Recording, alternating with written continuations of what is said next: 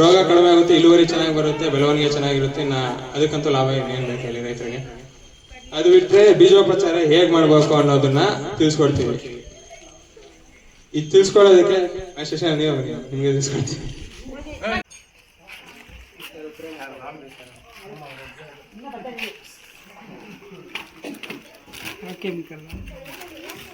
ಈಗ ಯಾವುದೇ ಬೀಜ ವಿತ್ತನೆ ಮಾಡೋದು, ಈಗ ಜೋಳದ ಬೀಜ ಬಗ್ಗೆ ಮಾತಾಡ್ತಾ ಇದ್ದೀವಿ. ನಿಮಗೆ ಒಂದು ಎಕರೆಗೆ ಎಷ್ಟು ಬೀಜ ಬೇಕೋ ಅಷ್ಟು ಬೀಜವನ್ನ ಒಂದು ಪೇಪರ್ ಇಲ್ಲ ಒಂದು ಚೀಲ ಮೇಲೆ ಆಡಿಸ್ಬೇಕು. ಈ ತರ ಅದು ಹಾಕಿ ಅದನ್ನು ಟ್ರೈಕೋಡರ್ಮ, ಜೈವಿಕ ಗೊಬ್ಬರ ಅಂದ್ರೆ ನಮ್ಗೆ 3 ತರ ಬರುತ್ತೆ. ಟ್ರೈಕೋಡರ್ಮ, ರೈಸೋಬಿಯಂ ಇಲ್ಲ PSB ಅಂತ, ಫಾಸ್ಫರಸ್ ಸಾಲ್ವರೈಸಿಂಗ್ ಬ್ಯಾಕ್ಟೀರಿಯಾ ಅಂತ. ಫಾಸ್ಫರಸ್ ಅಂದ್ರೆ ರಂಜಕವನ್ನು ಕರಗಿಸುವ ಬ್ಯಾಕ್ಟೀರಿಯಾ.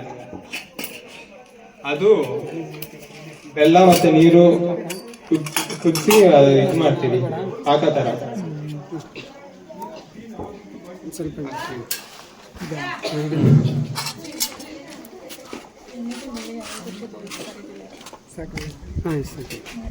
ಬೀಜವನ್ನು ಈ ತರ ಆಡಿಸಿ ಅದ್ರ ಮೇಲೆ ಪಾಕ ಸ್ವಲ್ಪ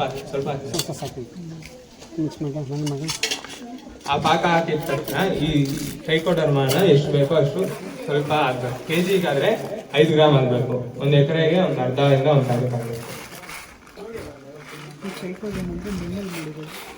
ಟ್ರೈಕೋಡರ್ಮಾ ಇದು ಅದರಲ್ಲಿ ಸೂಕ್ಷ್ಮ ಜೀವಾಣುಗಳಿರ್ತಾವ.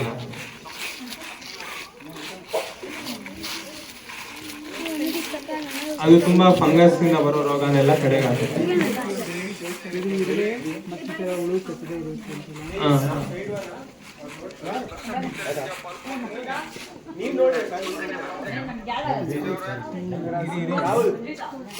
ಇಲ್ಲ, ಈ ಟ್ರೈಕೋಡರ್ಮಾ ಹಾಕಿ ಮಿಕ್ಸ್ ಮಾಡಿದ ತಕ್ಷಣ ಒಂದು 2 ರಿಂದ 3 ಅವರ್ ನೆರಳಲ್ಲಿ ಒಣಗಿಸ್ಬೇಕು. ನೆರಳಲ್ಲಿ ಡೈರೆಕ್ಟ್ ಬಿಸಿಲಿಗೆ ಹಾಕಬಾರ್ದು. ಡೈರೆಕ್ಟ್ ಬಿಸಿಲಿಗೆ ಹಾಕಿದ್ರೆ ಅದರಲ್ಲಿ ಸೂಕ್ಷ್ಮ ಜೀವಾಣುಗಳಿರ್ತವೆ, ಅವು ಸತ್ತೋಗ್ತಾವೆ. ಅದರಿಂದ ಪ್ರಯೋಜನ ಏನಾಗಲ್ಲ. ಅದಕ್ಕೆ ನೆರಳಲ್ಲಿ 2 ರಿಂದ 3 ಅವರ್ ಒಣಗಿಸಿ ಮತ್ತೆ ಬಿತ್ತನೆ ಮಾಡೋದ್ರಿಂದ ಈ ಫಂಗಸ್ ಇಂದ ಬರೋ ರೋಗ ಇವೆಲ್ಲ ಕಡಿಮೆ ಆಗುತ್ತೆ. ಇದು ಟ್ರೈಕೋಡರ್ಮಾ ಹಾಕಿದ್ರೆ. ಅದೇ PSB ಹಾಕಿದ್ರೆ ಫಾಸ್ಫರಸ್ ಸಾಲ್ವರೈಸಿಂಗ್ ಬ್ಯಾಕ್ಟೀರಿಯಾ ಅಂದ್ರೆ ರಂಜಕವನ್ನು ಕರಗಿಸೋದು. ಈಗ ನಾವು DAP